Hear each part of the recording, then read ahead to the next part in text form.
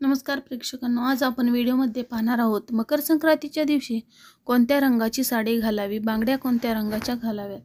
मकर संक्रांतीला कोणत्या रंगाच्या बांगड्या आणि साडी ही चुकूनही घालू नये हे आपण आज या व्हिडिओमध्ये पाहणार आहोत. शास्त्रानुसार आपण जाणून घेऊया. यापूर्वी तुम्ही जर आपल्या चॅनलला सबस्क्राईब केलं नसेल तर आपल्या अनमोल टिप्स या चॅनलला सबस्क्राईब करा. यावर्षी मकर संक्रांत सोमवार दिनांक 14 जानेवारी 2025 रोजी साजरी करण्यात येणार आहे.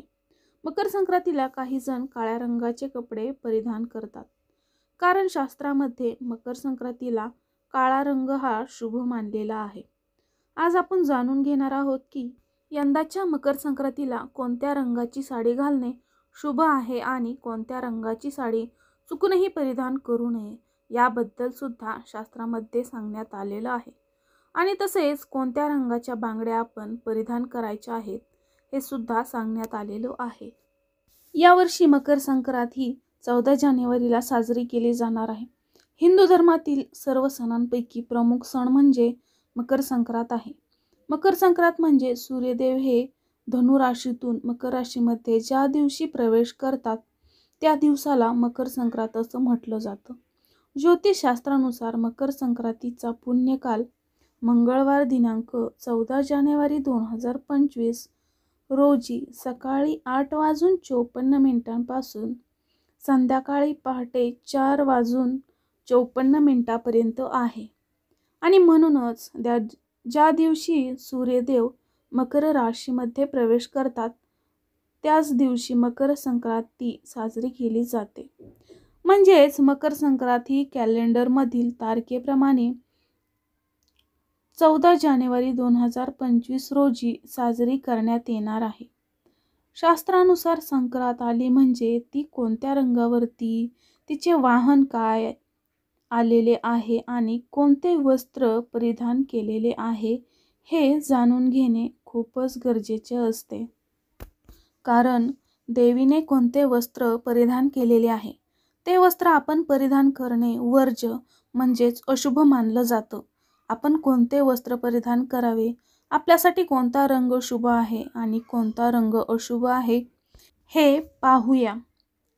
मकर संक्रांती यावर्षी पिवळ्या रंगावरती आलेली आहे, त्यामुळे आपल्याला पिवळ्या रंगाचे वस्त्र घालणे तसेच साडी घालता येणार नाही.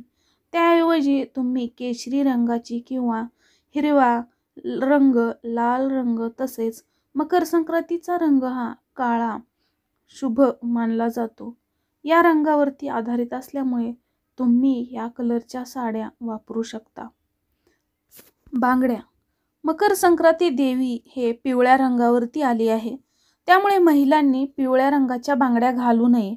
मकर संक्रांतीला बांगड्या भरत असताना कधीही एका हातामध्ये एक बांगडी जास्त घालावी हे शुभ मानले जाते. तसेच मकर संक्रांतीच्या दिवशी लाखेच्या बांगड्या घालणे शुभ मानले जाते. लाखेपासून बनवलेल्या बांगड्या म्हणजे चुडे, पाटल्या, म्हणून मकर संक्रांतीला सुवासिनींनी लाखेच्या बांगड्या घालायच्या आहेत. मकर संक्रांतीला लाल किंवा हिरव्या रंगाच्या बांगड्या घालायच्या आहेत. दुसरी गोष्ट म्हणजे मकर संक्रांतीच्या हळदी कुंकू कार्यक्रमाच्या वेळी हळद लावावी का? सौभाग्यवतींसाठी हळदी आणि कुंकू हे सौभाग्याचं लेणं आहे. हिंदू धर्मामध्ये जसे कुंकवाला महत्त्व आहे तसेच हळदीला सुद्धा खूपच महत्त्व आहे आणि तेवढेच महत्त्व सुद्धा पिवळ्या रंगाला आहे.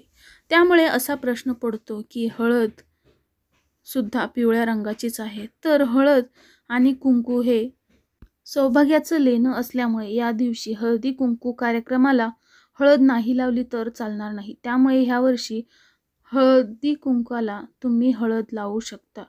यावर्षी मकर संक्रांतीला पिवळा रंग वर्ज्य आहे, परंतु आपण दागिने घालू शकतो. सोन्याचे दागिने हे दागिने आहेत, ते वस्त्र नाही, त्यामुळे ते एक शृंगार आहे. त्यामुळे मकर संक्रांतीला सौभाग्यवती स्त्रियांनी सौभाग्यवतीचे हे सर्व अलंकार दागदागिने सोन्याचे घातले तरी चालते. व्हिडिओ आवडला असेल तर लाईक करा आणि तुम्ही जर आपल्या चॅनलवरती नवीन असाल तर आपल्या अनमोल टिप्स या चॅनलला नक्कीच सबस्क्राईब करा